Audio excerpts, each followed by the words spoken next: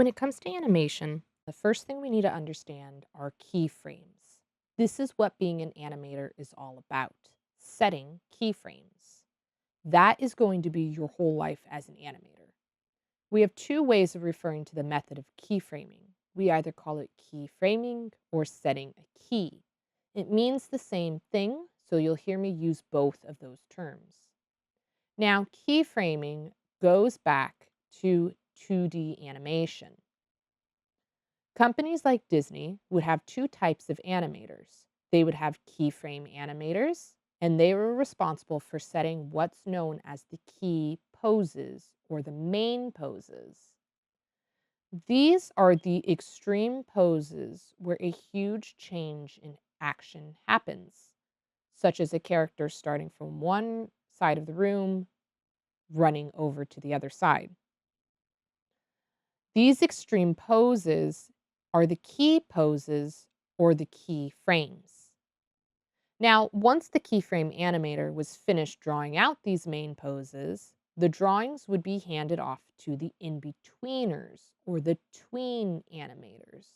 And the job of the in-betweeners were simply to draw all of the frames that were missing between each keyframe. Those in-betweeners would be able to tell, based on the timing charts that the keyframe animators made for them, how they should draw their in-between frames. They would draw out all of the frames that are sandwiched between the big action keyframes. So the keyframe animators were basically seen as the superstars, and the in-betweeners were more of the junior animators or even the interns just starting out. Now, as 3D animators, we do it all. We are the in-betweeners and we are the keyframe animators. In 3D software, keyframing or keying indicates an operation that we're doing physically in the software where we set the keyframes and the software automatically fills in all of the in-between frames. For example, if I open a new scene and bring down a sphere, if I set a keyframe on frame 10, so I'm going to come down to the timeline and I'm going to click 10 right here. If I hit S, that's going to key all of my attributes. And if I go to frame 40, move my sphere, hit S to keyframe my new position here. If I push play, let me limit how many frames are visible. If I push play, Maya is what fills in all the in-between frames for our animation. All I did was set our initial position down here and our peak position here, and Maya is what added in all these in-between frames. So we created the keyframes, the extreme action frames, and Maya filled in the in-between frames. Now, Maya isn't perfect. The in-between frames are never perfect, so we must also work as our own in-betweener and manually clean up the keyframes and the in-between frames ourselves. So that's a little backstory on the concept of keyframing. Let's check out our very simple project for this week and let's jump into Maya and let's set some keys. Now, I have here a ball that is rigged, meaning it has the ability to be animated without setting any keyframes on the geometry of the ball itself. Remember, when it comes to animation in a 3D space, you never want to animate the geometry or the rig itself. You want to animate and set keys on the controls of the rig, which are these NURBS curves here. Now, these curves are what is manipulating the joints that are hidden inside of the rig. We can't see them. We, as animators, we shouldn't be touching them.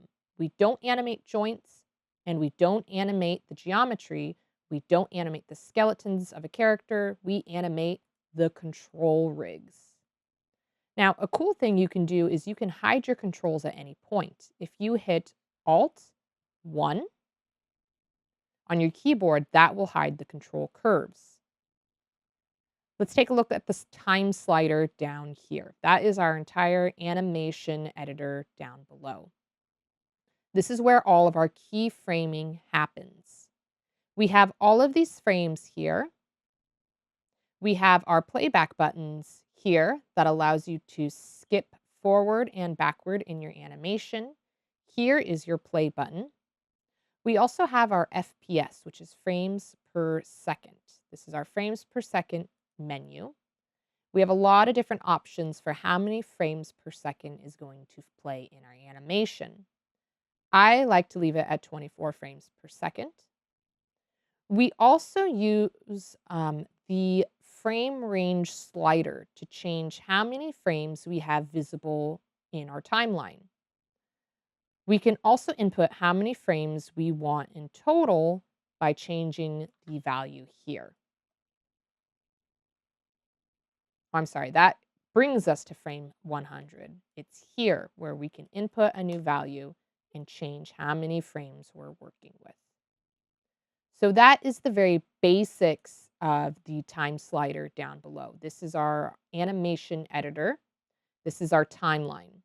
We're going to be working a lot with this timeline in the next week or two. Now, I will not have you animating with a rigged object right now because I want you to just learn the basics. So I cleared my scene and I'm going to have you bring down a cube. Let's lift it up so it's sitting on the ground plane.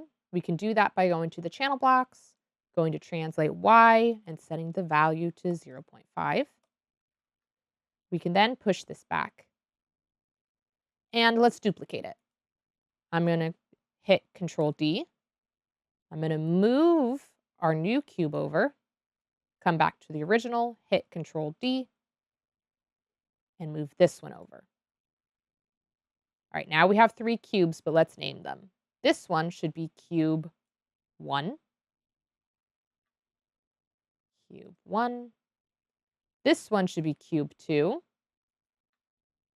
Cube 2. And this one should be cube 3. Cube 3.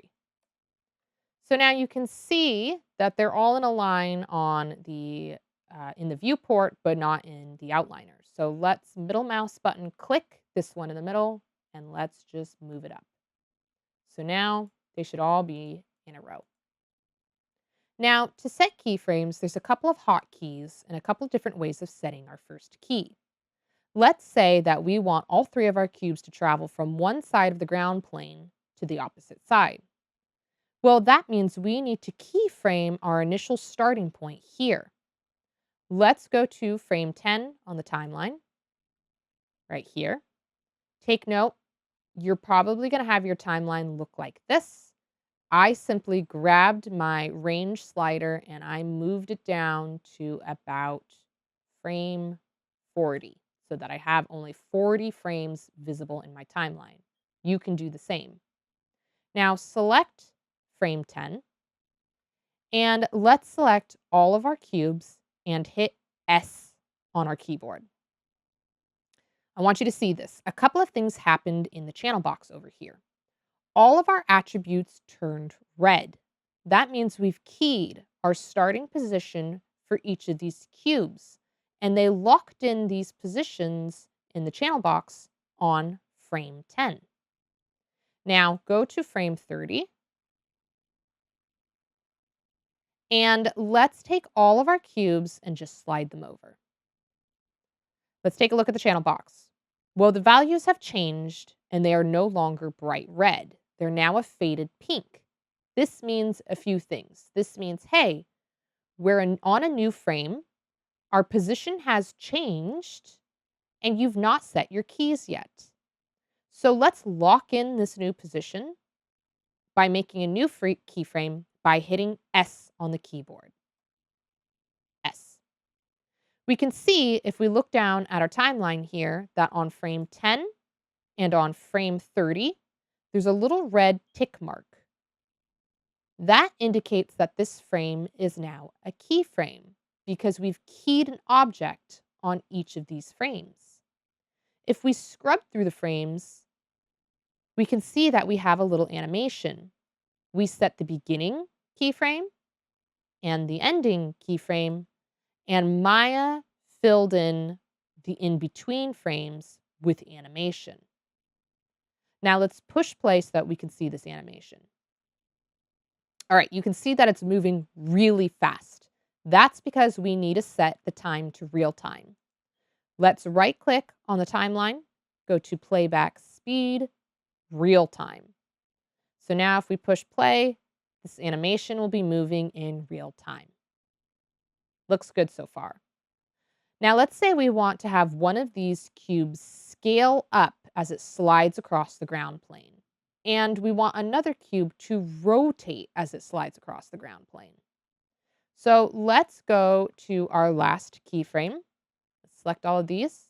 Go to our last keyframe, 30, right here. And let's scale this cube up. I'm going to select it.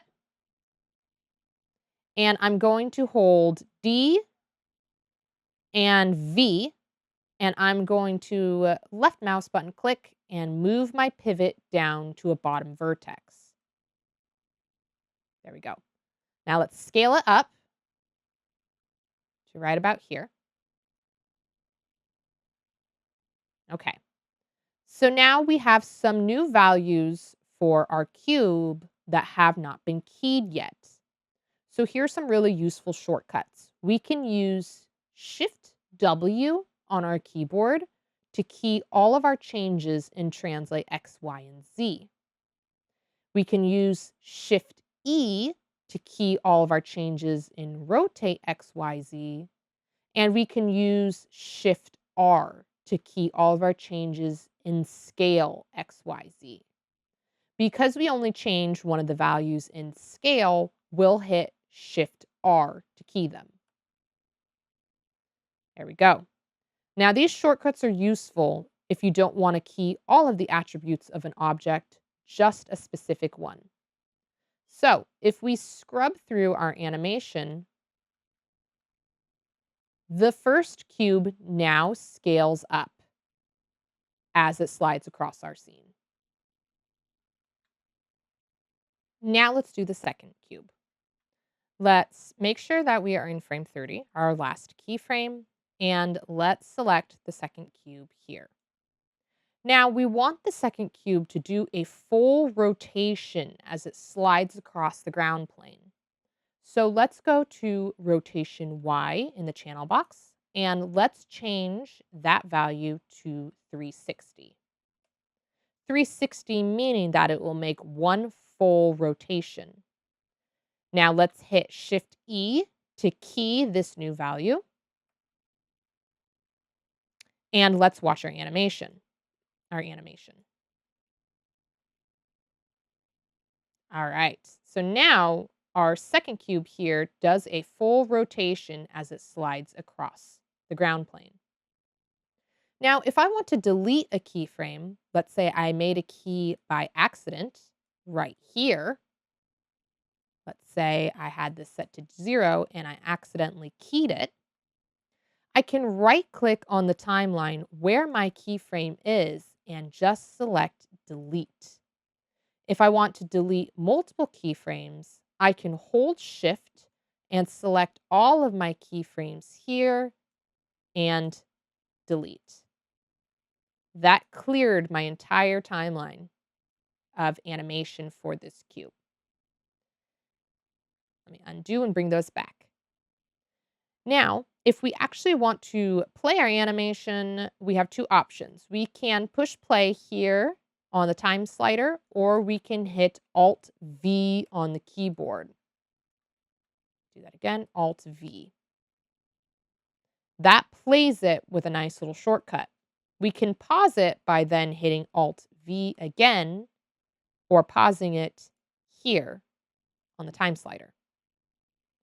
All right, we've done our first little keyframe animation. We have all of our cubes sliding across our scene. One of them scales up as it slides, and the other one rotates. Let's save this scene as, cubes,